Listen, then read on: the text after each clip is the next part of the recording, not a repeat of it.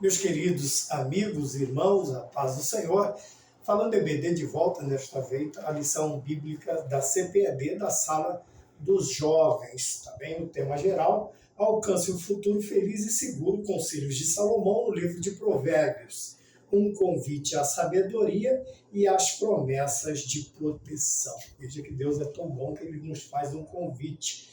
A lição de número 7 será ministrada no dia 17 de novembro de 2024 e traz o tema proteção contra a insensatez. Eu coloquei aqui no quadro alguns termos que nós usaremos no decorrer da lição para que nós consigamos entender melhor, compreender melhor ou ter uma facilidade maior para compreendermos o que a lição quer nos ensinar, o que o escritor quis nos ensinar através desta lição. Tá bem? O texto principal se encontra na Epístola de Tiago, capítulo 3, versículo de número 17, que está escrito assim: mas a sabedoria que vem do alto é primeiramente pura, depois pacífica, moderada, tratável, cheia de misericórdia e de bons frutos, sem parcialidade e sem hipocrisia. Aqui nós falamos da sabedoria que vem do alto. Nós vamos ver na lição de hoje duas senhoras, uma chama sabedoria e a outra chama loucura.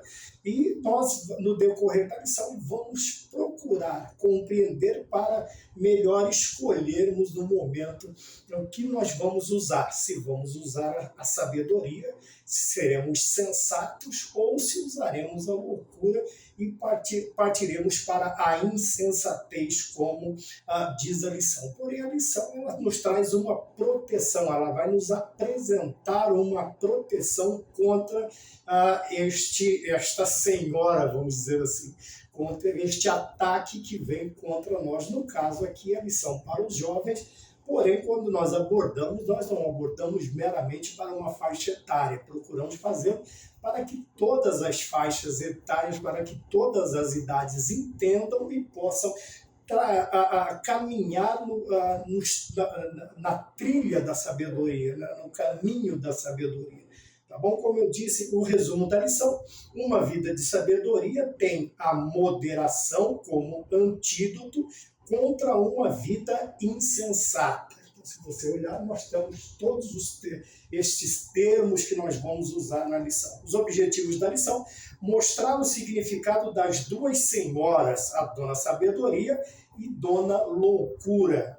O objetivo de número 2, reconhecer que a sabedoria é um antídoto, nós temos aqui, contra a insensatez e conscientizar os alunos e toda a igreja, todos os cristãos, das consequências da loucura. Então, nós temos todos esses termos aqui e já podemos começar a usá-los. Quando nós olhamos para a lição, ela traz a ideia de nos proteger contra algo, quer dizer, para não sermos insensatos, nós precisamos usar a sabedoria. O que é uma pessoa insensata?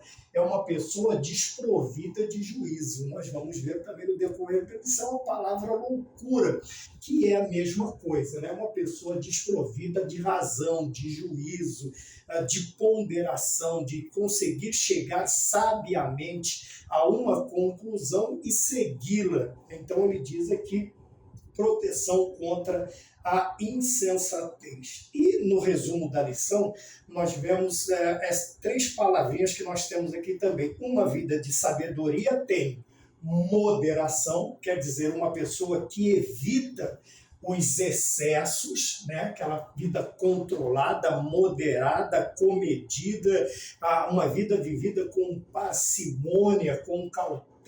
Esta é a pessoa moderada, é uma pessoa que sabe dosar e não se entregar aos excessos, sejam eles quais forem, qualquer área, e nós vamos ver sobre isso. É uma pessoa que sabe medir as consequências, como nós temos aqui. Depois ele fala que é uma vida que tem a moderação como antídoto. Que ele vai usar a moderação para quê? Como algo que impede a ação nociva de um veneno. O antídoto, o dicionário nos traz essa explicação. O que é um antídoto? é algo que impede a ação nociva de um veneno, ou de uma toxina, ou de quer que seja, que vai nos fazer mal. Então nós temos o antídoto. A moderação na vida do sábio, ele serve como algo que impede a ação nociva do veneno. No caso, o veneno aqui seriam os excessos, seria tudo aquilo que o inimigo ele envia, ele manda, ele oferece para que a nossa alma seja contaminada. Nós veremos nesta lição que tanto a dona sabedoria quanto a dona loucura, como diz aqui, a dona loucura, elas vão fazer convites, as duas farão um convite para uma determinada pessoa. No caso, o escritor coloca o jovem, mas aqui nós podemos colocar também todos os cristãos, né? Estas duas senhoras, tanto a sabedoria quanto a loucura, de quando em vez, elas aparecem no nosso caminho. A sabedoria, graças a Deus, muito mais vezes, mas a loucura também ela vai aparecer. E nós precisamos tomar cuidado e usarmos a moderação como o remédio que impede a ação deste veneno. Que veneno seriam? Os excessos que a loucura oferece para a nossa vida, e nós vamos dirimindo, né? Vamos tentando encontrar a solução para este problema na nossa vida. O antídoto contra uma vida insensata. Né? De novo, nós vemos aqui uma vida louca, uma vida de loucuras, de excessos. Então, nós precisamos tomar cuidado. Então, uma vida de sabedoria tem a moderação, o sábio ele evita excessos, e nesta moderação ele usa como remédio, como antídoto, para que a ação nociva destes excessos, deste veneno, desta toxina, ela venha fazer parte ou contaminar todo o nosso sistema, toda a nossa vida, todas as nossas ações, todas as esferas que estão envolvidas na nossa vida. Então nós precisamos sempre tomar cuidado com isso. Então nós falamos do resumo da lição, dos objetivos fala da sabedoria e da loucura, o insensato, insensatez e loucura é praticamente a mesma coisa. Também falamos sobre o antídoto, que é o remédio, que é algo que vai ter como ação impedir que o veneno faça efeito na nossa vida, que uma determinada toxina faça efeito. E também seremos conscientizados de que das consequências, quer dizer, dos resultados, dos efeitos que terão na nossa vida se nós tão somente observarmos o chamado da sabedoria. E também os efeitos e os resultados, as consequências, se nós também dermos ouvidos à loucura. Não são poucos que são taxados de insensatos, de loucos, de não racionais, porque ao invés de darem ouvidos à sabedoria para ter uma proteção, não, infelizmente estão se atirando aí e vivendo, mesmo tendo o nome de cristãos, não estão evitando os excessos, mas estão se atirando a eles como se tudo fosse permitido, como se tudo fosse legal, como se tudo fosse próprio de cristãos, o que não é. Né? Não é porque somos cristãos e Deus ele é o Criador de todas as coisas que nós podemos viver também de qualquer maneira. Né? Nós vamos ver que aqui a busca pelo prazer, como falamos numa das lições da sala dos juvenis, que a busca desenfreada, né, a felicidade a qualquer custo, ela faz parte da loucura. Né? Foi a aula que nós falamos sobre o hedonismo, né? A busca pelo prazer de qualquer forma, de qualquer maneira, a qualquer custo. Né? A felicidade, mas não a felicidade verdadeira, como nós veremos no fim desta aula. Tá bem?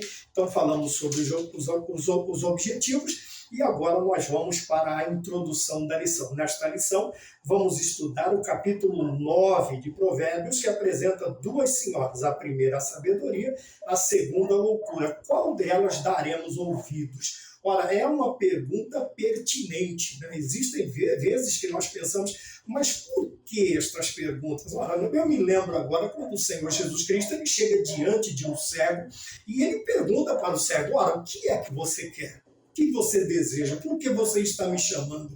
Por que você está clamando a mim? Alguém poderia pensar, ora, ele é um cego, ele quer ver, talvez ele poderia querer ser um deficiente visual com muitas mulheres, um deficiente visual com muito dinheiro, um deficiente visual com muitos bens materiais, mas a pergunta é pertinente. Parece não ser, mas é. Veja, e aqui a questão ela começa: a quem nós daremos ouvidos? A quem? A loucura ou a sensatez? A quem nós daremos ouvidos? Quem nós traremos para a nossa vida, né? Para que sempre nos lembrando que as consequências elas virão, virão.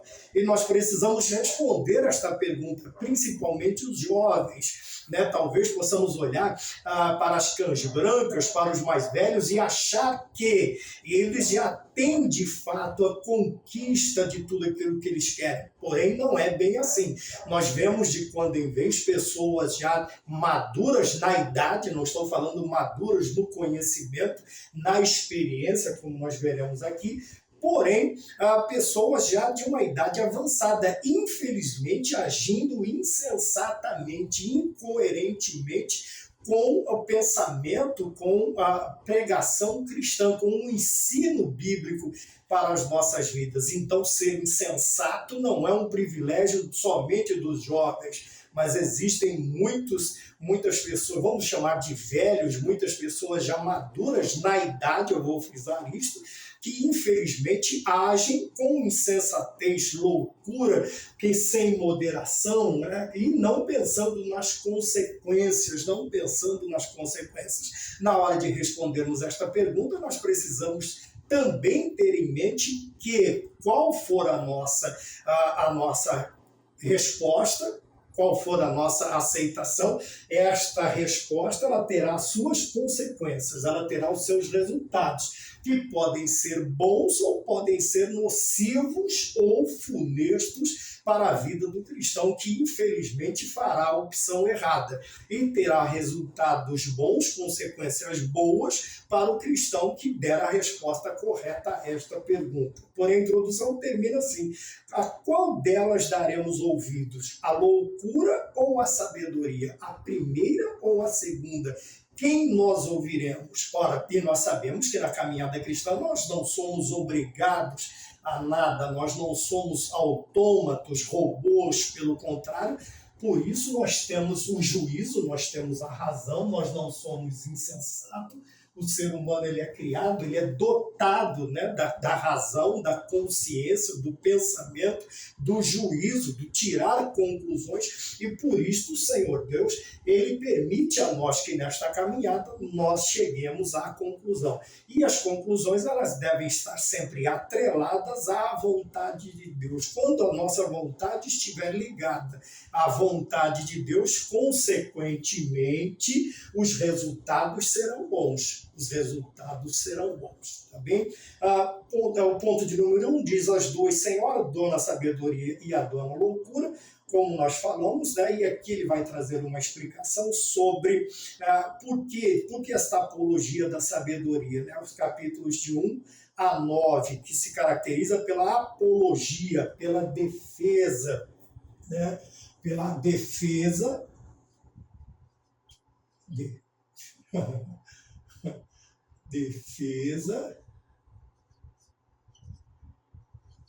da sabedoria, tá bem? Aqui nós já sabemos que a apologia, que a defesa aqui é a sabedoria, tá bom? Quando nós falamos de apologia, as pessoas estão sempre ouvindo essas palavras, né, principalmente nos dias de hoje, sobre apologias, né? Alguns fazem apologias a químicas, né, a certas substâncias que alteram o estado normal de consciência do ser humano. Outros fazem defesa a isto, aquilo, a defesa a se fazer o que se quer com a sua vida. Porém, aqui nós estamos falando de uma defesa da sabedoria. Bom, e no último parágrafo diz: nesta lição nos deteremos nas seguintes sessões, do capítulo de número 9, os versículos de 1 a 6 e os versículos de 13 a 18. Tá bem? O ponto de número 2, a Senhora Sabedoria. Agora nós seremos apresentados à Senhora Sabedoria. Tá bom? Aqui ele chama, aqui o capítulo apresenta a sabedoria como uma senhora que, em primeiro lugar, ela edifica a sua casa. Veja bem, quando nós olhamos para a sabedoria, primeiro ela edifica. E nós veremos, ela constrói um edifício, ela edifica algo, uma casa, ela estrutura um lugar para colocar o cristão. Depois nós vemos que ela está sobre 7 colunas, o número 7 nós sabemos que é o número da perfeição, ou seja, ela é uma casa espaçosa, alicerçada e confortável para receber os que desejam acolhimento em suas dependências. Então, ela edifica uma casa. Esta é a sabedoria. Primeiro, ela edifica uma casa. Depois, o escritor ele diz que ela prepara uma mesa com comidas apetitosas e bebidas de aromas agradáveis. Então, depois ela prepara uma mesa.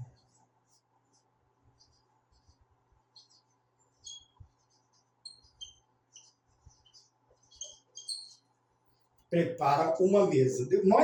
Indo mais interessante, quando nós olhamos para o que está sobre a mesa, né? São bebidas, comidas apetitosas e bebidas de aromas agradáveis. Guarde bem estas descrições para mais adiante da lição. Depois nós temos um tópico que o escritor nos diz assim, é interessante destacar aqui que as criadas, veja que existem então nesta casa funcionários.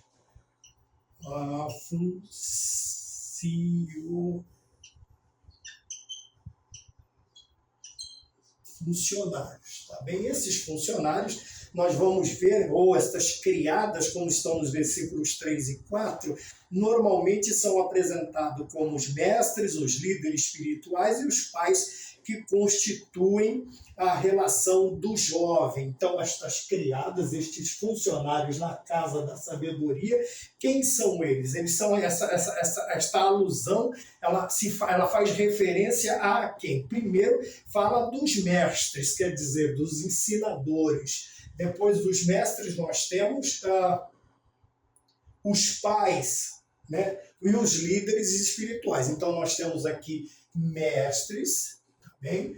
Os líderes espirituais, vamos colocar pastores, e os pais, que é o universo educacional do jovem, o universo educacional do jovem. Então, aqui são chamadas de criadas.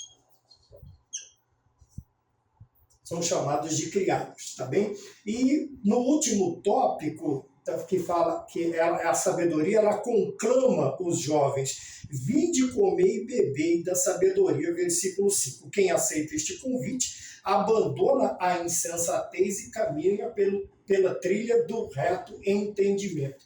Então, quem aceita este convite faz o quê? Ele aceita o convite e ele deixa de ser insensato, quer dizer, de ser louco, e passa a viver uma vida de moderação, com sabedoria, usando os métodos, os antídotos contra os ataques nocivos das toxinas do mundo, daquilo que vem contra a sua fé, tá bem? E com isto também, pensando nas consequências, nos resultados, ele vai ter uma vida prática. Esta é a parte que nós vemos da sabedoria.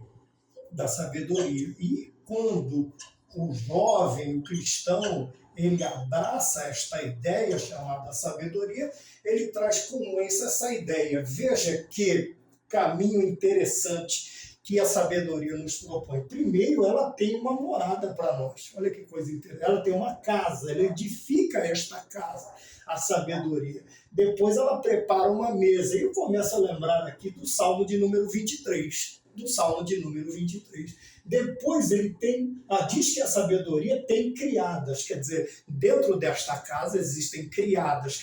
Quando nós olhamos, a alusão é feita a quem? Aos mestres, aos pais, quer dizer, aos professores, aos mestres, aos líderes espirituais e também aos pais. Este é o universo que vai preparar o caráter, né? Vai preparar a consciência do jovem cristão. Porém, quando nós nos tornamos insensatos, nós deixamos de dar ouvido. Eu me lembro que não muito tempo passado, os mestres para nós eram uma continuação da nossa casa. Os nossos centros educacionais eram como se fosse uma extensão da nossa casa e os nossos professores era como se fosse assim, nós tínhamos aí os tais como na qualidade de pais. Tamanho era o respeito e a reverência que nós tínhamos aos nossos professores, aos nossos mestres. Os líderes espirituais não eram diferentes. Até bem pouco tempo nós víamos um respeito muito grande pela classe ministerial das igrejas. Quando alguém aceitava Jesus, um jovem aceitava Jesus, o que é que ele fazia? A primeira coisa que eu perguntava, o que é que você quer ser na sua caminhada cristã? Não era raro alguns jovens responderem, eu quero ser um pastor, eu quero ser um evangelista, eu quero ser um pregador, eu quero ser um missionário. Então nós vamos ver que estes funcionários, eles realmente caíam na graça do povo. Por quê? Porque eles andavam no caminho da sabedoria, eles moravam na casa da sabedoria, eles comiam à mesa da sabedoria e também tinham seus funcionários, como ela diz, são as criadas, a dona sabedoria tem criadas, tem funcionários, que, veja, são apresentados como mestres ou líderes espirituais e os pais que constituem a relação do jovem. Aqui está o universo, né? O universo da vida do jovem, é o universo do jovem. Nós podemos escrever aqui, é o universo, né?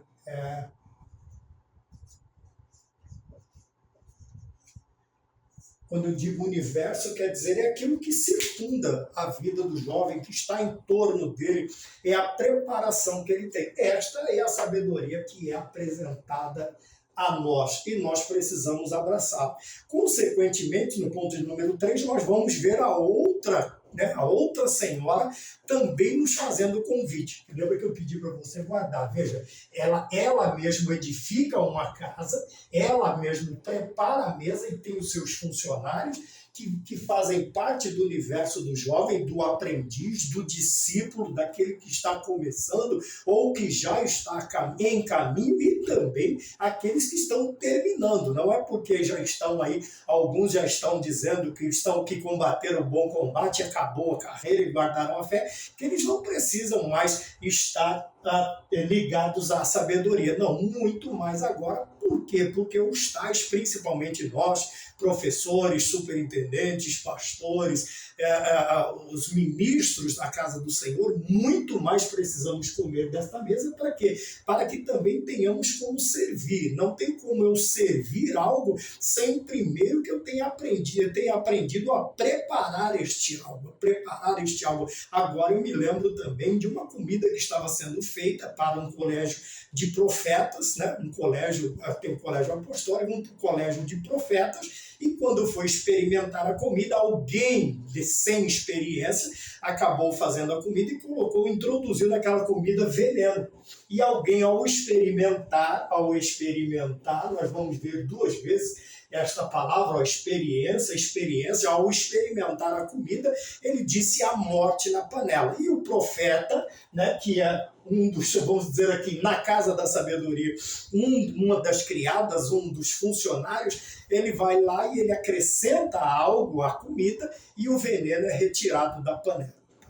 Então nós vemos que não somente os jovens, mas principalmente nós que somos formadores de vidas, formadores de consciência, nós precisamos primeiro ter comido na mesa, né? Termos aceitado o convite da sabedoria, termos ido morar em sua casa, estarmos habitando a casa da sabedoria, estarmos assentados à mesa da sabedoria para podermos adquirir alimentos, para fornecer a quem? Ao jovem que é como nós dizemos, qual é o universo, vamos dizer, preparatório do jovem? São os mestres, são os líderes espirituais e são os seus pais. Ora, Triste o jovem quando no seu meio de vida ele não encontra esta base para formar as suas características, para formar o seu caráter. Ele infelizmente terá aí uma formação errada, né? Quando não uma formação malemar que não dá a ele estrutura suficiente para perseguir, para continuar ou para prosseguir nesta caminhada. Então nós falamos sobre o convite da sabedoria. Agora nós vamos falar do segundo convite, né? Não podemos deixar de falar do segundo convite, que é de quem? Da loucura, da senhora loucura. Nós vimos aqui o convite, né, da senhora sabedoria. E agora vamos comparar o que nos oferece a loucura. Tá? É aí que entra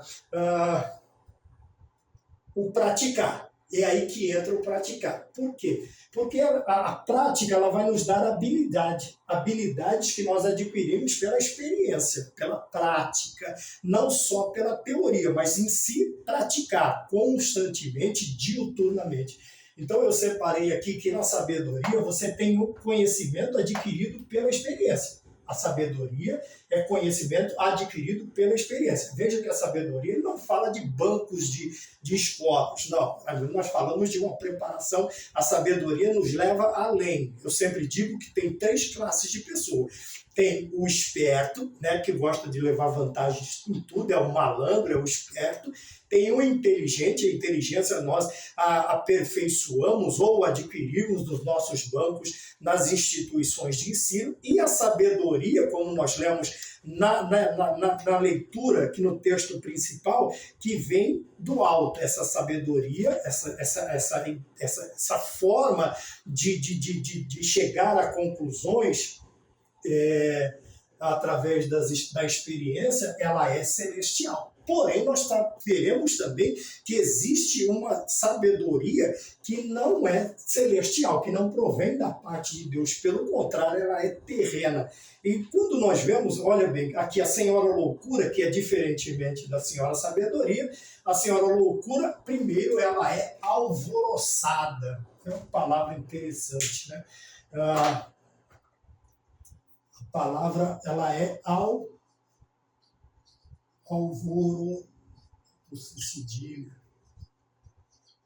ela é alvoroçada, quer dizer, ela é barulhenta e, ao mesmo tempo, sedutora em estratégias para enlaçar a vítima. Ela é alvoroçada, depois nós temos que ela é sedutora. Olha a diferença. Sedutora, quer dizer que ela seduz, ela encanta as pessoas, sabe? Quando éramos adolescentes, crianças, nós víamos muitas histórias, né, de elementos que encantavam, né? Tinha um flautista que encantava os ratos, tinha este que encantava aquele, tinha uma forma de ver, de olhar para as pessoas que encantava a pessoa, quer dizer, que ela seduzia, que ela hipnotizava através de determinadas coisas. Assim é a loucura, ela encanta através de sedução. Quem que ela vai encantar? Nós vamos ver mais adiante, mas deixa aqui eu dar uma ideia. O que seria isso? São os simples. Aqui, simplicidade, quando a Bíblia fala do jovem simples, ele não está falando meramente de uma pessoa que não tem muita condição financeira ou que se veste simploriamente. Não está falando disso. Está falando da pessoa que se deixa facilmente enganar, quer dizer, o ingênuo é aquele que é levado, que é jogado feito peteca. Né? Quantas pessoas nós vemos desta maneira? São pessoas simples, é aquela pessoa ingênua, é aquela pessoa que é facilmente enganada. E quantas pessoas são assim? Por que são facilmente enganadas? Porque não tem como se defender. Para deixar de ser simples, eu tenho que adquirir a sabedoria. Ora, e como eu já disse, é um conhecimento adquirido pela experiência. Quando eu tenho este conhecimento através de experiências pessoais com Deus e com a sua palavra, esta simplicidade ela deixa de existir. Não que eu serei uma pessoa arrogante ou jactanciosa, mas serei uma pessoa que vai deixar esta esta má qualificação, quer dizer, é aquela pessoa de ser engambelada muito facilmente. Isto, o antídoto aqui para este tipo de coisa, o antídoto é o quê? É a sabedoria. É a sabedoria. Porque a partir do momento em que eu sei, que eu tenho experiências, que eu adquiri experiências, que eu vi na minha vivência com Cristo e pela palavra, eu terei o quê? Eu terei ações, ou eu praticarei ações que impedirão que o veneno da dona loucura, ela faça efeitos na minha vida, ela tenha efeitos na minha vida. Quando eu olho para a situação desta maneira, obviamente eu vou adquirindo uma couraça, uma armadura que vai me proteger de determinadas coisas, ou quiçá de todas as coisas, né, que a dona loucura pode trazer para mim. Qual é a arma da sedução? Veja, o escritor diz aqui, a arma de sua sedução é apresentada de uma posição de esplendor. Olha, esplendor. Outra coisa que chama muita atenção é o quê? São as coisas esplendorosas, né?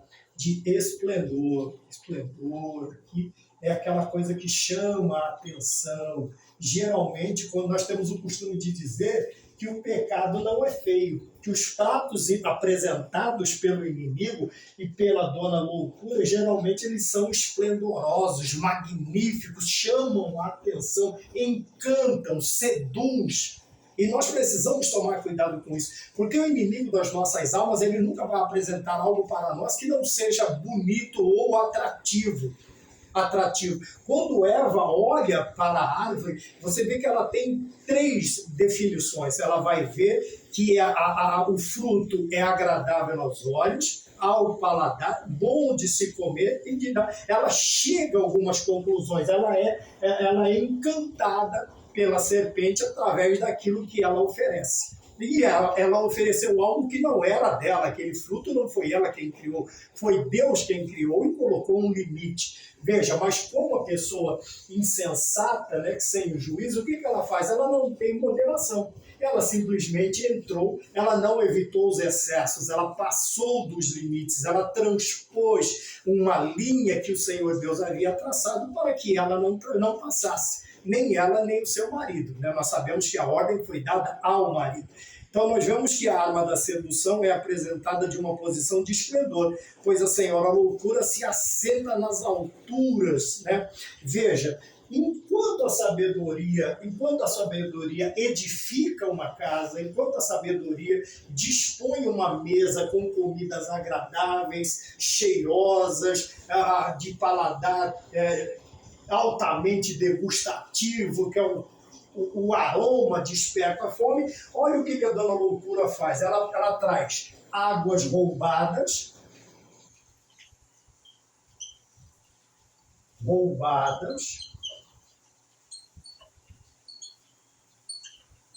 e a comida, as ocultas, né? Oculto traz a coisa. Enquanto o oculto, né? Enquanto a mesa da sabedoria é totalmente provida de coisas maravilhosas, a mesa da loucura, veja, águas roubadas e tudo que é comido, e o pão comido às ocultas é suave. Veja aqui a diferença quando chama que o oculto é suave. O que é suave? Há um ditado no mundo que tudo que é pecado é mais gostoso, tudo que é proibido é mais gostoso. Essa é a ideia da dona loucura. Veja quando nós comparamos uma à outra. Esta é alvoroçada, ela gosta de chamar atenção, ela é barulhenta, ela é extravagante, ela é sedutora, quer dizer, ela encanta. Por quê? Porque ela se apresenta no esplendor de um lugar alto, ela vem, né, chama a atenção também do lugar onde ela está. Veja que a sabedoria edifica a sua casa, ela é sobre 7 pilares, uma casa espaçosa para todos, mas a casa da loucura é algo que chama a atenção pelo seu. Veja que todas as vezes que o inimigo vai chamar a atenção de alguém, ele não chama a atenção com coisa pouca, com o mínimo, não, ele simplesmente é espalhafatoso, ele sabe, aquela pavonice, aquela coisa. Tanto é que o pavão, apesar de ser lindo na sua criação, mas ele também traz a visão, vamos dizer, da pessoa orgulhosa, da pessoa que gosta, né, o narcisista, gosta de se aparecer. E a comida também é diferente. Olha, o que é posto à mesa é diferente. Enquanto a sabedoria nos apresenta uma comida saudável, que nós podemos degustar, que nós podemos nos assentar à mesa e ficarmos tranquilamente, a comida da loucura, por ser roubada, tem que ser comida escondida. As ocultas, veja, águas roubadas. Olha o que ela oferece. Água, mas não é qualquer água, é uma água roubada. Quando nós vemos Cristo oferecendo água, que é a sabedoria bíblica, ela apresenta, ela é um tipo de Cristo, ela é apresentada como um tipo de Cristo, ele não chama as águas, ele diz águas que fazem o quê? Águas da vida, águas de vida, ele é a água, ele oferece a água salutar. No Salmo 23, a mesma coisa, as águas são tranquilas, não são roubadas. E o pão, o próprio Cristo diz, eu sou o pão da vida.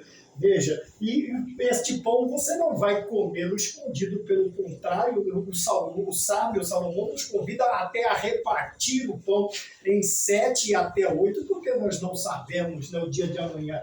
Porém, o convite da loucura, ele é totalmente o oposto da sabedoria. É por isso que começa a lição, na introdução, com uma pergunta: qual das duas nós vamos ouvir? Qual dos dois convites nós vamos trazer para a nossa vida? E nós precisamos responder, olha, essa resposta ela é urgente. O tempo urge, o tempo pede de nós que nós tomemos uma posição, que nós nos posicionemos como cristãos ou não. Não dá para ficar com um pé num barco e um pé no outro, né? Um pé na igreja e um pé no mundo.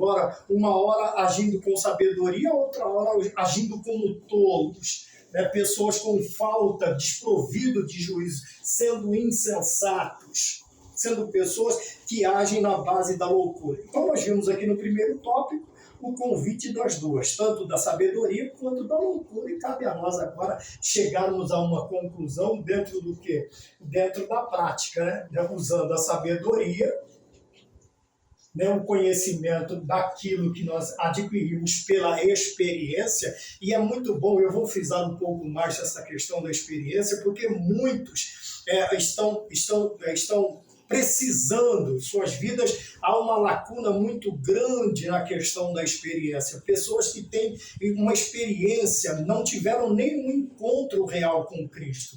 Né? Ontem, o pregador, no culto de ontem aqui, na igreja em que nós congregamos aqui na Assembleia de Deus, ele estava falando sobre isso, sobre nós nos posicionarmos, nós precisamos saber quem nós somos. E ele usou muito sabiamente isto: filho de crente não é crentinho. E eu ainda complemento que Deus é pai, não é avô. Não é porque somos filhos de crentes ou somos filhos de pastores, filhos disso, filhos de qualquer membro da classe de direção da igreja, que isto faz de nós crentes. Não, nós precisamos ter uma experiência pessoal. E como nós vamos ter esta experiência pessoal? Praticando, né, adquirindo habilidade pela experiência, pela prática do dia a dia, termos um encontro pessoal com Cristo. E muitos ainda não tiveram. Eu me lembro de uma feita, eu estava pregando na fábrica, e quando eu fiz o apelo na hora do almoço, na hora do jantar, nós tínhamos cultos nessa montadora. E um determinado dia eu fiz um apelo, na realidade uma noite, nós estávamos trabalhando acho que no segundo turno da noite, eram 3 turnos, e eu fiz um apelo, se alguém gostaria de aceitar Jesus. Tinha uma pessoa lá que não era evangélica, aceitou, e para minha surpresa, uma pessoa que fazia parte da igreja, né, crente também, batizado, ele também levantou a mão. Eu me senti no direito da necessidade de explicar que ele não precisava. Aí ele explicou também para mim desta forma: um dia eu levantei a mão quando me fizeram uma pergunta, agora eu quero aceitar a Jesus como meu Salvador. Veja, muitas vezes nós andamos com Cristo como os dois homens do caminho de Emaús, no Evangelho de Lucas, que andam com Cristo, ouvem a sua voz, vêm no partir o pão e eles não o reconhecem. Eles vão reconhecê-lo quando ele desaparece de suas presenças, sai de diante de seus olhos. Então nós vemos que nós precisamos, neste momento de resposta, termos uma resposta consciente. Essa resposta consciente, ela virá através do quê? Da prática, da experiência. Veja, temos experiência aqui e temos a experiência aqui. Tá bom? Na sabedoria é conhecimento adquirido. Na prática é habilidade adquirida, é uma habilidade adquirida. Tá bom? O que é uma pessoa hábil? É uma pessoa apta, é uma pessoa pronta, é uma pessoa que pode responder a um determinado chamado. Vamos mais adiante, né? Ele diz aqui que outra coisa que nós falamos também, ela vai usar esta arma contra quem? Contra os simples, né? Quem são os simples? São as pessoas que se deixam enganar facilmente. Quando Paulo está falando da igreja da Galácia, ele diz: olha, me admira como vocês conseguem mudar tão facilmente de um evangelho para outro. Quer dizer, eles permitiram que os judaizantes, que os judeus, os tirassem da verdadeira explanação do evangelho, da pregação, da morte vicária, do sacrifício vicário, da salvação em Cristo Jesus, e os conduzissem novamente às leis judaicas, né? Às leis judaicas. E Paulo chama a atenção dos Gálatas nesse sentido. E não são poucas as pessoas nos dias de hoje que se deixam enganar facilmente. Não precisa ser uma heresia daquelas que... Lógico. Não, mas quantas pessoas nós vemos hoje trazendo explicações, trazendo ensinamentos, trazendo doutrinas secundárias, quer dizer, costumes de igrejas, formas de dirigir, e isso traz confusão e alguns estão se sentindo perdidos no meio do caminho. Por quê? Porque, infelizmente, nem tem o conhecimento através de experiência e nem tem habilidade para lidar com determinadas coisas adquirida através da experiência. E nós precisamos de tudo isso. 2, a sabedoria como antídoto contra a insensatez. Então, nós vamos ver agora que esta parte nós vamos usá-la como antídoto, tá bom? Quer dizer, é algo que vai impedir que o veneno faça efeito na nossa vida. Uma pessoa que ela é picada por uma serpente venenosa, ela deve correr urgentemente a um posto de saúde e Deus permita que este posto de saúde tenha um antídoto, né? Quer dizer, um remédio que vai fazer com que aquela pessoa sofra danos muito menores a partir do momento em que lhe é administrado este antídoto do que ele teria, e talvez até a morte por causa do veneno de algumas áspides altamente venenosas e alguns insetos também. Então nós precisamos tomar cuidado. E o escritor ele traz a sabedoria como antídoto contra a insensatez, quer dizer, contra a loucura. Este remédio, essa vacina vai nos prevenir ou vai nos curar da loucura, tá bem? Eu separei alguns, como eu sempre faço. Veja, um dos parágrafos ele diz aqui: sim, atender de maneira prática aos conselhos, né, da sabedoria, aos apelos da sabedoria divina, passa, como vimos em lições anteriores, pela faculdade do pensamento dominado pela palavra. Então, veja, pensamento dominado por quem? Pensamento dominado pela palavra. Isso nos traz a ideia de que a nossa mente ela deve estar cheia, ela deve estar plena da palavra de Deus. Ora, como nós sempre dissemos, a boca fala do que o coração está cheio. E quando fala do coração, ele está falando deste homem interior, né? Todas as suas vontades, pensamentos, ele vai ter a maneira correta de responder a este chamado, a este convite. E nós vemos que o convite ele passa pelo quê? Pela faculdade de pensar, tá bem? Quer dizer, porém, só pode agir ou pensar quem tem juízo, quem não é insensato, quem é sábio. Quem é sábio, ele vai conseguir responder de maneira convincente e verdadeira ao apelo da sabedoria. Porém, só pode responder quem sabe pensar, quem consegue ponderar. Né? Nós vemos aqui na palavra a moderação, comedimento, aquela pessoa que, ao pensar, ele vai analisar a sua resposta, ele vai pensar, ele vai chegar, pesar por prós e contras, também para responder. O insensato, ele responde de pronto, seja uma ou outra coisa. Porém, o sábio, ele para pensar, ele vai pensar, ele vai chegar a uma conclusão razoável daquilo que ele precisa, tá bem? Então, nós precisamos aprender a pensar, parar para pensar, não sermos aí um insensato, um animadinho demais, né, e já saímos respondendo sim ou não para tudo, tá bem? A resposta contrária também é válida.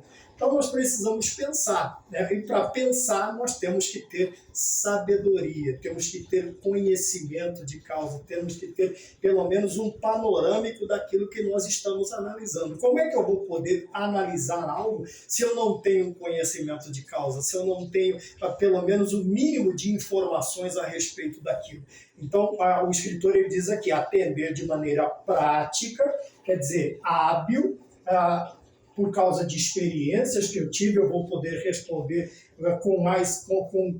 eu serei apto a responder a este chamado, porque a minha faculdade de pensamento, ela quer dizer, o meu cérebro, o meu pensante, o meu pensar, o meu psique, ele está o quê? Ele está dominado pela palavra. Quando usamos a palavra dominado, nós não estamos usando a palavra no sentido pejorativo ou ruim, mas é algo que ela está atrelada.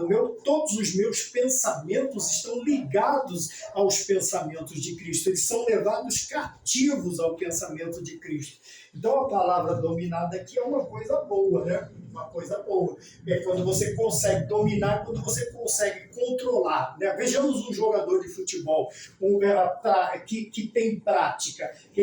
Por que ele é hábil? Ele domina, né? O seu objeto de trabalho vem até ele, a bola vem até ele, ele consegue dominar, ele vai olhar o campo, principalmente os armadores, ele vai olhar, ele vai tirar conclusões rápidas, a melhor forma de sair, o jogador, o seu companheiro de equipe que está melhor posicionado, porque a intenção dele é chegar à meta. Qual é a meta? O gol. E então a pessoa experimentada, a pessoa que tem experiência, vamos dizer aqui, o esportista, ele tem frações de segundo para poder pensar numa jogada, sair, distribuir a jogada da melhor maneira possível. E quando nós pensamos, nós temos também a estabilidade. Os problemas vêm, as dificuldades vêm, porém, diferentemente de um esportista, nós temos mais tempo para pensar, para analisar como nós vamos tratar aquela situação, qual a melhor maneira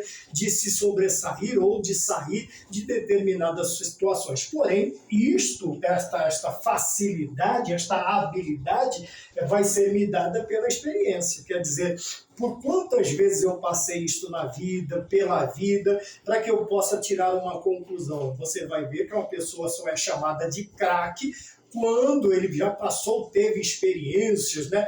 Em times grandes, em seleções nacionais e assim sucessivamente. Tá bom? Eu vou usar este exemplo, pedindo até desculpa, que é um exemplo bem, mas nós temos mais ou menos a ideia, porque o Brasil é o país do futebol, né? Infelizmente, poderia ser o país da Bíblia, poderia ser o país que adora a Deus, mas é o país do futebol, né? Então vamos usar o que nós temos. Então esta habilidade, porque a habilidade ela vem por causa da prática, e a prática fala de experiência. Ele tem fração de segundos para pensar. Nós temos um pouco mais de tempo, tá bem? E quando nós temos a mente dominada, veja, dominou a bola, quando a nossa mente for dominada pela palavra de Deus, nós teremos uma facilidade maior de responder, uma resposta mais rápida quando nos é exigida uma determinada reação ou uma ação, tá bem? é usar de maneira proposital a faculdade intelectual, de maneira que levemos cativo todo pensamento à obediência a Cristo. 2 Coríntios, capítulo 10, versículo 5, está a Nova Almeida atualizada, é a versão que está sendo usada. Então, usar também de maneira proposital. Tá? Quando fala de propósito, não é uma coisa que nós fazemos, propósito, não é uma coisa, mas com propósito. Proposital quer dizer, nós usamos com objetivo, tá bem? Nós não usamos a palavra somente por usar, somente para usar, mas usamos a palavra com objetivos, tá bem? Assim como o bom esportista, o bom jogador de futebol é aquele que tem que os seus lances não são meramente, vamos dizer assim, estéticos, mas ele tem objetivo no drible, ele tem objetivo no lançamento, ele tem objetivo no domínio. Assim também é o cristão quando o seu pensamento está dominado. Ele usa de propósito ou propositalmente. Propósito aqui é um objetivo. Qual é o propósito que eu tenho? Qual é o objetivo? Qual é a minha meta? Tá bem? Então ele diz aqui proposital a faculdade intelectual. A faculdade intelectual só pode estar falando da mente, né? Do pensamento, da mente do ser humano. Infelizmente, nós muitas vezes não usamos esta nossa faculdade intelectual para o bem. Infelizmente, usamos muitas vezes para o mal. Tá bem? Ponto de número 2 agora, a sabedoria apela para fazer o bem. É o que eu acabei de dizer e vou usar como introdução para esse segundo tópico.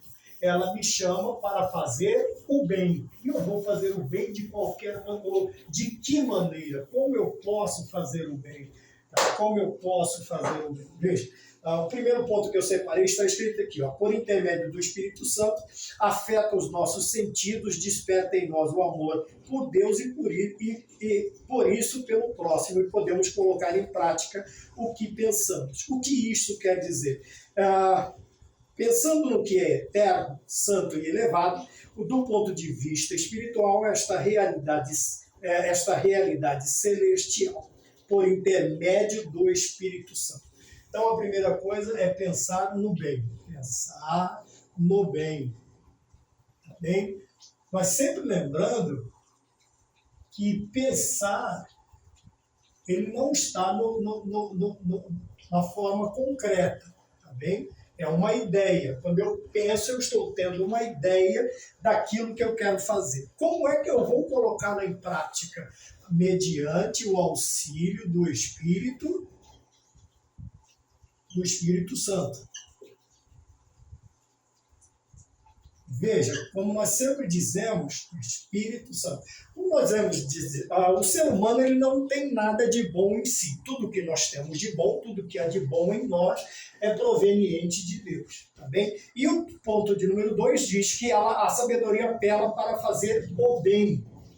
Mas não tem como nós fazermos o bem, não tem como nós amarmos, porque isto não está em nós, isto foi tirado com a introdução do pecado na vida do ser humano. Todas estas características, elas foram corrompidas, né?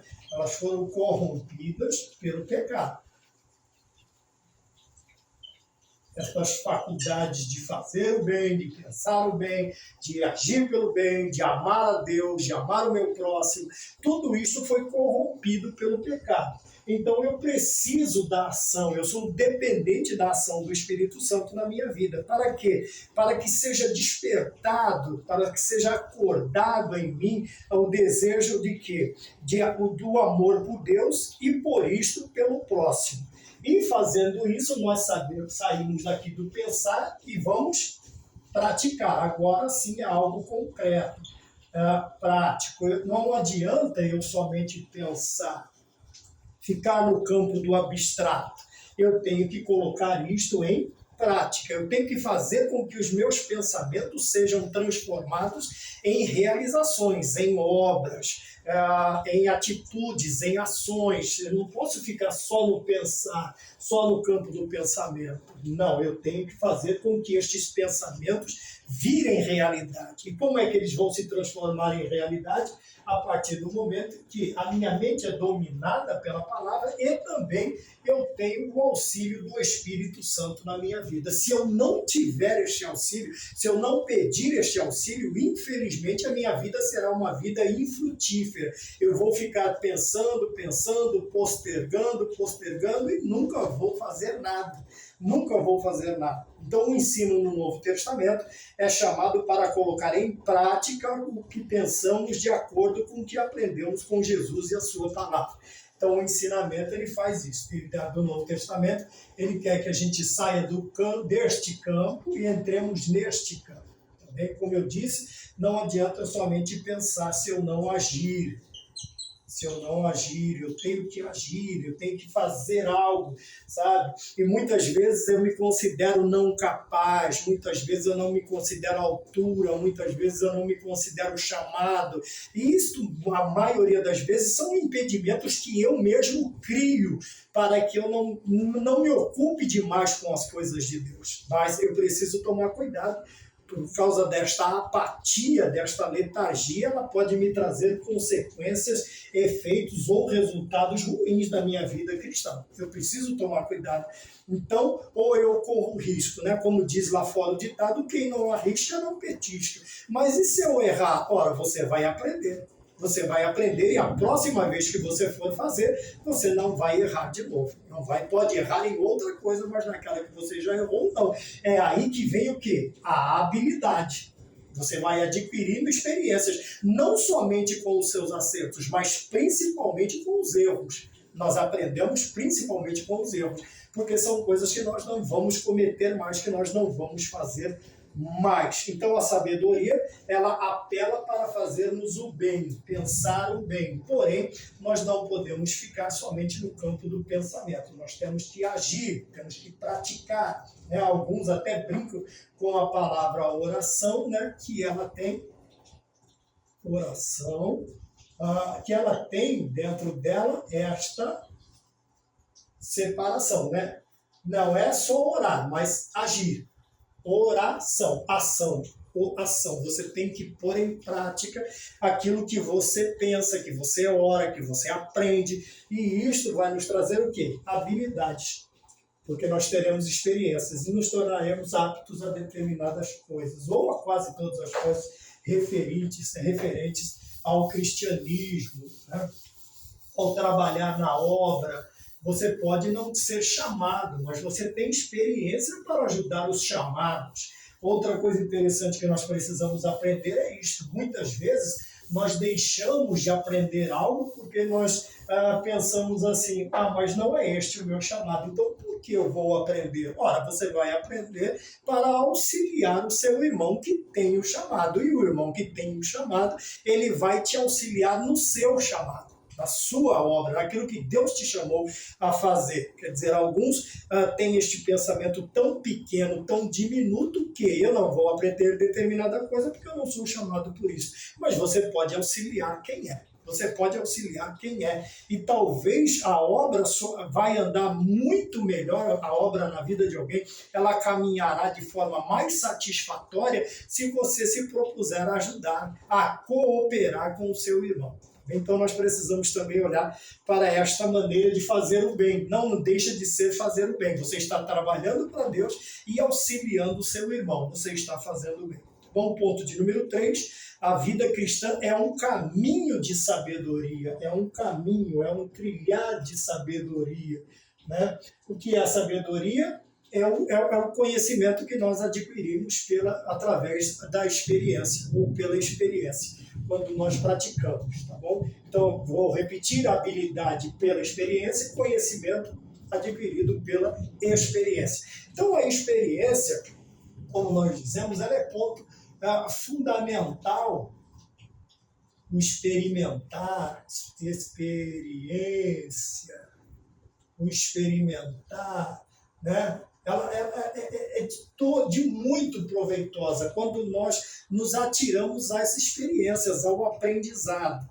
bem? Então, a vida cristã é um caminho de pensar e de fazer o bem. Por isso é um caminho de sabedoria, mas não uma sabedoria qualquer. Agora que entra a sabedoria do alto, como está escrito em Tiago, capítulo 3, versículo de número 17, que é a leitura, o texto principal. Então, nós temos aqui, primeiro, ela é pura, pacífica, moderada, tratável, cheia de misericórdia e de bons frutos, sem parcialidade e sem hipocrisia. Veja que é uma sabedoria limpa, é uma sabedoria celestial, é uma sabedoria que vem da parte de Deus, tá bom? Então esse conhecimento vai ser adquirido por essa experiência. Porém, não pode ser uma sabedoria qualquer, né? Não pode ser a esperteza e não pode ser meramente a inteligência. Obviamente que a inteligência pode ajudar a sabedoria, mas nunca, né, a esperteza ela vai trazer algum benefício para nós, de maneira nenhuma. Então, somente a inteligência ela faz de nós aptos, né, vamos dizer assim, ela nos traz habilidades para determinadas áreas, mas a vida espiritual ela é baseada principalmente em experiências espirituais, vamos dizer assim, na sabedoria que vem do alto. Não pode ser qualquer uma sabedoria, tá bem? E a palavra também vai falar depois sobre outro tipo de sabedoria. Ponto 3 e último, a loucura como comportamento desvairado. Então, lá nós falamos que a dona loucura, qual era uma das características delas? Vamos ver aqui, ela é alvoroçada, né?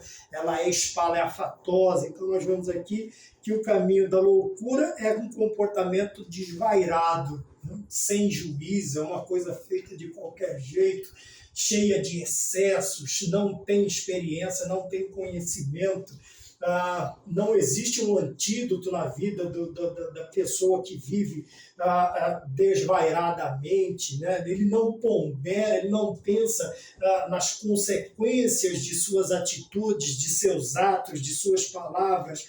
Por isso nós vemos aqui o ponto de número 1, a senhora loucura apela aos sentidos. Veja, enquanto a sabedoria apela à parte divina que nós temos na nossa vida, o conhecimento, a experiência, o Espírito Santo, uma mente dominada pelo Espírito Santo e pela palavra, nós vamos ver que a loucura, primeiro, ela apela nos sentidos. Bem, agora nós entramos lá no começo da lição, quando nós falamos sobre algumas ideologias dentro dela. O que é que apela para o sentido?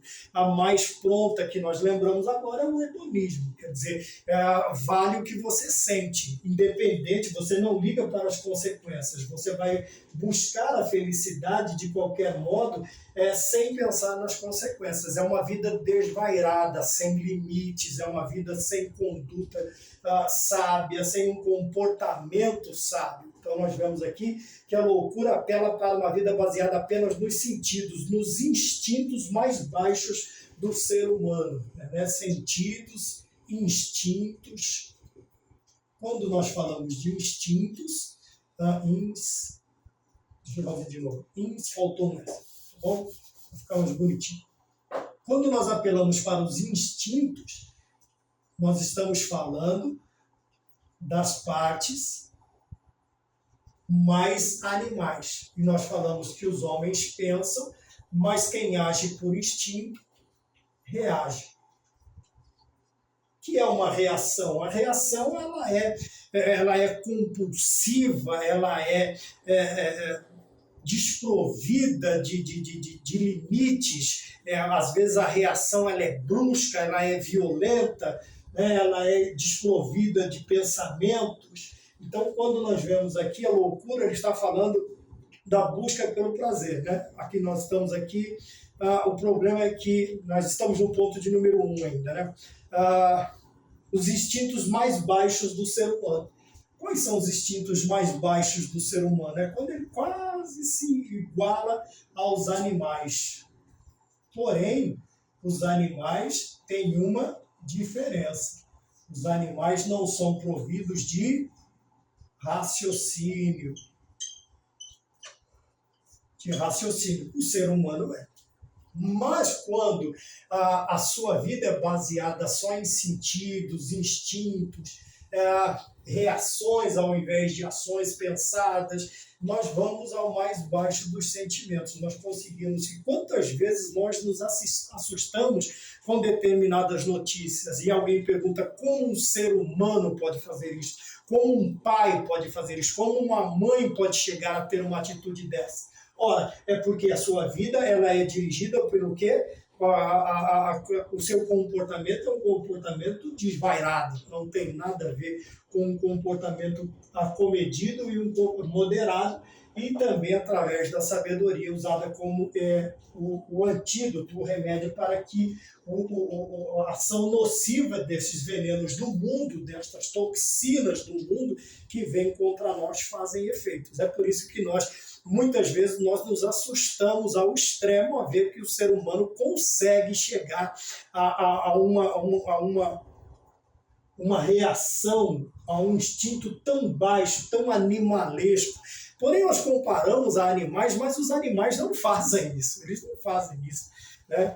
Nós comparamos porque quando nós falamos de animal, animalesco, nós estamos falando aí de bestas feras, né? Não é o leão, o urso, o tigre, nós estamos falando de sentimentos brutais que atacam, e nós sabemos de onde é proveniente esses sentimentos na vida do homem. Né? Quem oferece isso a ele é o inimigo das nossas almas. A insensatez como sabedoria, a insensatez, né? Por que ele é desprovido de juízo? Veja, em Tiago 3,15 vai dizer que a sabedoria, a insensatez como sabedoria terrena, animal e diabólica. Veja, as 3 características da sabedoria mundana, daquela sabedoria que nós buscamos muitas vezes, das más conversações, do Salmo de número 1, quando nós nos assentamos, quando nós nos detemos, quando nós paramos no caminho, né, para ouvir determinadas pessoas. Esta é a sabedoria que a Bíblia chama do quê? De terrena, animal e diabólica, como está escrito em Tiago 3,15. Por isso, quem tem um estilo de vida baseado apenas no que sente, buscará a felicidade puramente por meios dos sentidos que expressam o prazer. Tá? E este prazer não é somente o prazer da conjunção carnal. Tá? Este prazer aqui é em qualquer área da nossa vida, qualquer área, vamos colocar assim, qualquer área da nossa vida. Tá? Esse pode ser o prazer na comida, pode ser prazer uma infinidade de coisas, de dormir, né? O preguiçoso, o glutão, aquele que busca prazer nos prazeres carnais. Então nós precisamos tomar cuidado com isso. Quando ele fala de instintos, prazer a qualquer custo, não é somente o prazer sexual, também, mas todo tipo de prazer que o homem possa buscar para substituir a verdadeira alegria, como nós veremos no final. 2, comportamento pecaminoso ou moderação cristã? É um pensamento, é quase uma pergunta. O problema é que enquanto se vive desavisadamente por meio dos sentidos, em busca do prazer, a pessoa não desenvolve a consciência dos danos que vão se avolumando ao longo do tempo. Quer dizer, ele não está preocupado com as consequências. E quais serão os efeitos ou os resultados? Veja, a pessoa não desenvolve a consciência dos danos que vão se avolumando ao longo do tempo. Então, os resultados podem ser danosos. E nós precisamos tomar cuidado com isso aqui. Quando nós buscamos esta felicidade meramente através dos sentidos, nós nos esquecemos também das consequências, nós nos esquecemos dos resultados. Por quê? Porque nós estamos focados só numa coisa, só nos sentidos humanos que nós temos, tá bem? E estes danos eles vão se avolumando até chegar um tempo em que a nossa vida ficará insuportável de se viver, de tantas consequências ruins, efeitos ruins que nós criamos a nós mesmos através do nosso comportamento. O terceiro e último, a vida moderada, é proteção para a alma, quer dizer, uma vida comedida, uma vida que evita excessos, que não participa dessas orgias, desses bacanais, desta busca pelo prazer de qualquer forma, o que ela nos dá? A fé cristã, a vida de moderação, é uma das mais importantes virtudes que devemos desenvolver em nosso trajeto com Cristo. Então vamos agora sair daqui e vamos falar sobre, já estamos encerrando esta aula, onde nós vamos pensar agora de maneira cristã, de uma forma cristã. E ele diz aqui que a vida de moderação é uma das mais importantes virtudes. Ou, como nós podemos chamar também, uma das mais importantes qualidades que um cristão pode ter, tá bem? Que é a vida de moderação. É aquela pessoa que você vai olhar para ela, as coisas estão degringolando, estão desbarrancando, estão indo morro abaixo, e ele vive a sua vida comedida. Ele está na presença de Deus, assim como quando Jó, ele apresenta uma parcimônia, ele apresenta uma moderação nas suas ações muito grande, quando primeiro um empregado vem e fala da morte dos filhos, o outro vem e fala do roubo dos animais, o outro vem e fala disso. Cada um que vem traz uma desgraça diferente para Jó, traz uma intempérie diferente para a vida de Jó, até culminar na presença da mulher que solicita que ele amaldiçoe a Deus e morra. Veja, porém, ele tem esta virtude. Qual a virtude que ele apresenta? Que é a vida cristã moderada. Quando espera-se uma resposta positiva ao que apresentaram para ela, o que seria uma resposta positiva? Ele se levantar contra Deus, como a mulher solicitou. E a outra resposta positiva foi a que ele deu. A que se esperava é que ele fosse excessivamente brutal nas suas respostas a Deus, culpasse a Deus por tudo. O Senhor matou meus filhos, deixou que roubassem meu gado, olha onde eu estou aqui, todo purulento, todo cheio de ferida, me coçando com cacos de telha. Eu não quero mais nada com o Senhor. Pelo contrário, veja a virtude na vida de Jó. O que ele faz? No eu vim e no eu volto. Deus me deu, Deus tomou. E louvado seja o Senhor. Louvado seja o Senhor. Então nós vemos a moderação. Olha que virtude, que qualidade interessante na vida de Jó. Ele é moderado na sua resposta. Tá bom? Ele não é nem agressivo com Deus e nem com aqueles que trouxeram uma solução rápida. Sabe qual é a solução rápida? Abandona tudo, tal, confessa, o outro já queria que confessasse pecados e tal, e ele simplesmente foi comedido, ele foi ouvindo, ele foi passando, até chegar no capítulo de número 19, e ele dizer o quê? Olha a outra virtude da moderação. O meu Redentor vive. E se ele vive, como diz o hino, posso crer no amanhã. Ele diz, os meus olhos verão e não outros verão. Os meus olhos vão ver a glória deste Deus, a glória de Deus. E no final o Senhor dá a Jó 2 vezes mais do que ele tinha. Por quê? Porque ele agiu com moderação. Ele não foi excessivo nem contra Deus e nem contra os seus amigos e sua esposa. Tá bem? Então nós precisamos sempre nos lembrar disso, que a vida moderada é proteção para a alma. E a Bíblia diz que em nada disto Jó pecou. Jó pecou, pelo contrário. Na hora de virar o cativeiro, Jó tem que orar. Tem que orar por seus amigos. Deus disse, eu vou perdoar vocês, mas só se Jó orar. E o que é que Jó faz? Talvez se fosse um de nós nos dias de hoje, nós simplesmente levantaríamos os panos e disseram, vocês me agrediram, vocês me ofenderam com palavras, quer saber de uma coisa? Eu não quero nem saber de vocês. Se virem para lá, dê um jeito. Mas Jó, humildemente, o que Jó faz? Jó ora por seus amigos. Ora por seus amigos. Então nós vemos aqui que a moderação na vida de Jó fez todo o sentido, fez toda a diferença para que ele alcançasse, no momento em que ele precisou reconhecer o senhorio de Deus e a sua ignorância, ele o fez. Quando ele precisou reconhecer a amizade, ele o fez. Quando ele precisou reconhecer o amor à esposa, ele também o fez. Por quê? Porque Jó tinha uma vida virtuosa, qualidades que até o próprio Deus falou para o diabo: viste o meu servo Jó? Reto, temente a Deus e que se desvia do mal.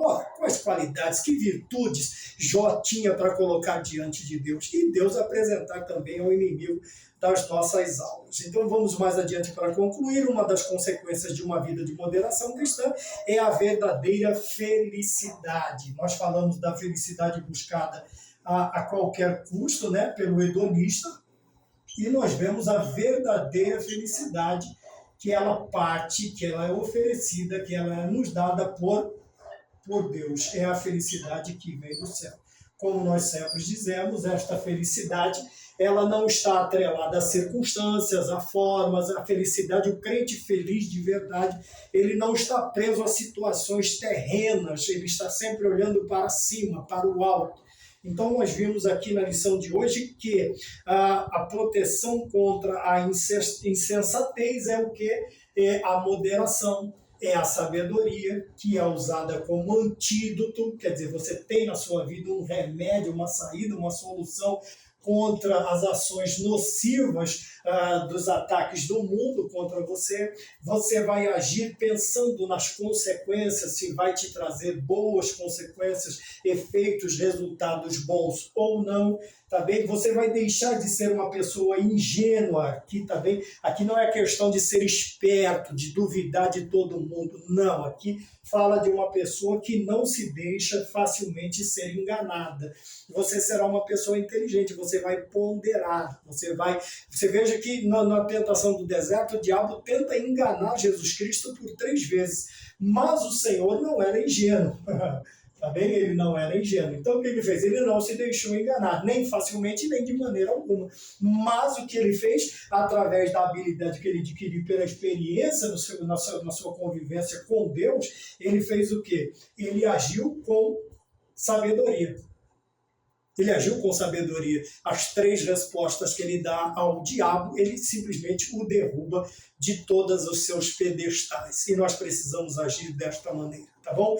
Então, que nós busquemos a proteção contra a insensatez, não sejamos insensatos, desprovidos de juízo, tá bem? Mas ao sermos chamados tanto pela dona loucura quanto pela dona sabedoria, ou por dona sabedoria, nós possamos sabiamente responder a quem de maneira